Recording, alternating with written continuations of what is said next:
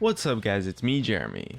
Whenever I take a look at Challenger and Master Tier gameplay, there's always a lot of tricks that pique my interest, because although they might seem minor or easy to miss, they can make a huge difference in a lot of situations, and it can be hard to notice if you're just watching games casually rather than scrutinizing every single move.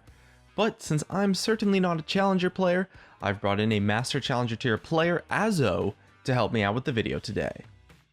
Hey guys, how's it going? Azoh here. I do educational League of Legends videos focusing primarily on microplay and personal improvements.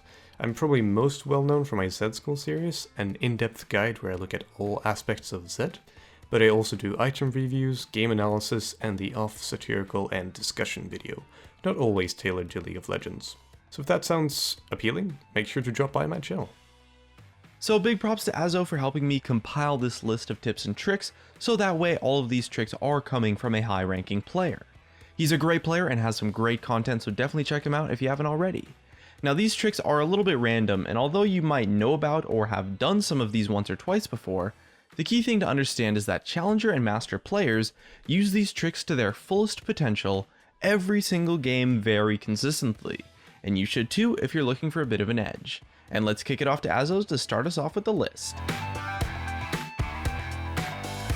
Our first tip to start things off involves a way that I use to predict my opponents. Both you and your opponent are looking to read what the other player is going to do next, and a frequent way of getting that insight is the consistent pattern that some players and champions follow.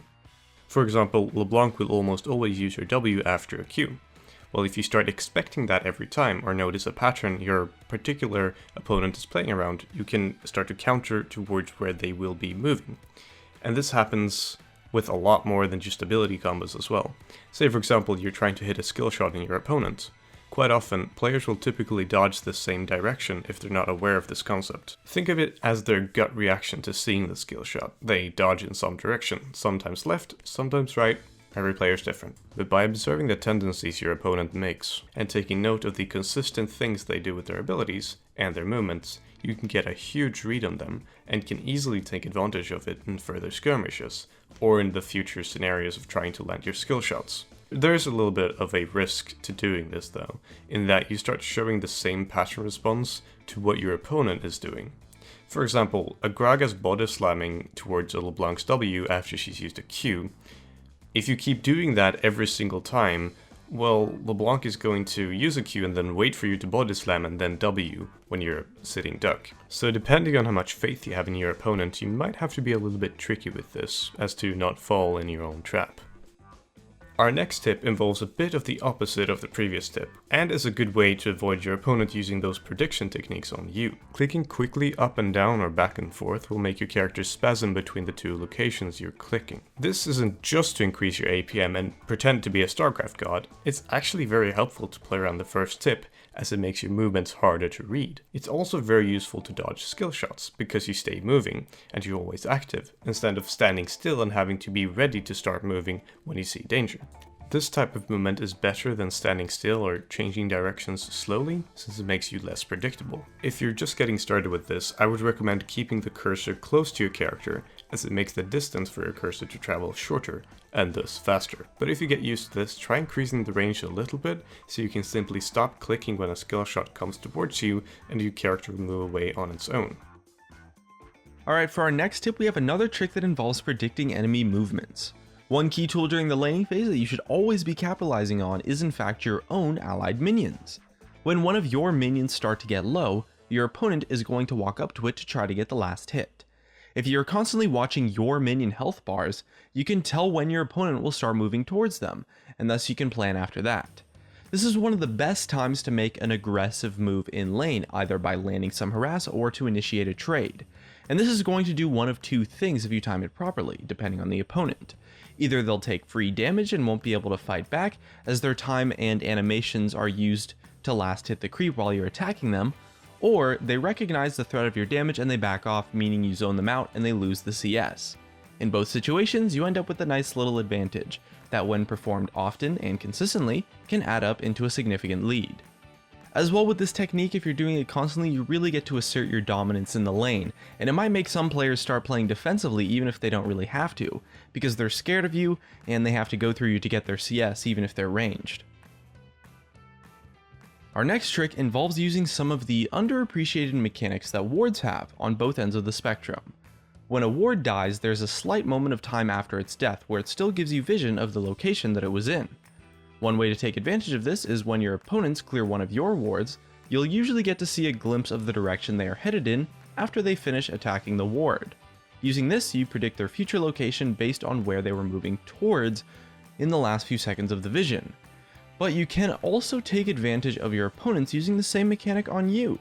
The flip side to this is, as the one killing the ward, move towards where you want the enemy to think you're going, or maybe start channeling a recall. Essentially, you fake your direction or next take of action after clearing the ward until the vision fully runs out a few seconds later. This way, after the brief moment where your opponent still has a vision of you, they'll get like a false sense of security.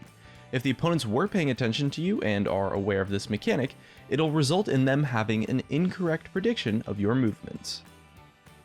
The next one is a lot simpler than all the rest, but it can still be useful in a lot of situations, especially if you're thinking something might be up. It sounds minor, but if you have nothing to do, and you find yourself just waiting for minions or waiting to gank or dive in a brush or similar, just start channeling your recall. Cancel it before it finishes, unless you actually want to recall, but just keep starting the channel over and over again. Since you're already standing still, saving the time on the recall channel is just a small potential time saver, but in some situations it can be a lifesaver. If you really need to get out of there quickly, you don't lose anything on it, it doesn't cost you anything and you weren't doing anything in the first place, and you can easily stop the channel if you want to stay. Our next trick involves a great strategy for taking Baron that a lot of people fall for, especially in solo dynamic queue. A good and all too uncommon way to bait Nashor is to have one of your players reveal their location to the opponents in mid lane, especially as a mage or someone who can wave clear and have pressure by themselves. The mid laner is usually the best person to do this, since mid laners typically don't have that much damage to Baron, but have the tools to push out mid and to pressure the lane. When someone shows mid lane, or really just anywhere on the map visibly, while 3 or 4 of your team is sneaking Nashor, you can easily let them sneak it, sometimes without the enemy team even realizing. By revealing your location, you can both zone off enemies who want to start moving to Nashor pit, but you can also push the minions so that they have an incentive to stay in lane and de-push your farm. But the key thing is that it makes it seem like you aren't actually doing Baron. People often assume that Baron is definitely being done when they don't have vision and the whole enemy team is missing. So when they see someone in vision, it's more common to assume that Baron isn't being done. The minions you shove in mid also give vision on if your enemies are still in lane. Thus, you have information on if they're going for Baron without having everything warded. Just make sure you clear the wards around Baron, otherwise this trick becomes kind of obvious. And it looks like that's going to be it for us. Once again, a huge thanks to Azoh for helping me with the video today, as it definitely would not have been possible without him. You can check out his channel at the link in the description or the annotation on your screen, and I definitely recommend him to anyone trying to get a step up and get better at League of Legends. If you guys enjoyed the video, hit that like button, and if you didn't, hit that dislike. Thanks for watching, and I'll see you guys next time.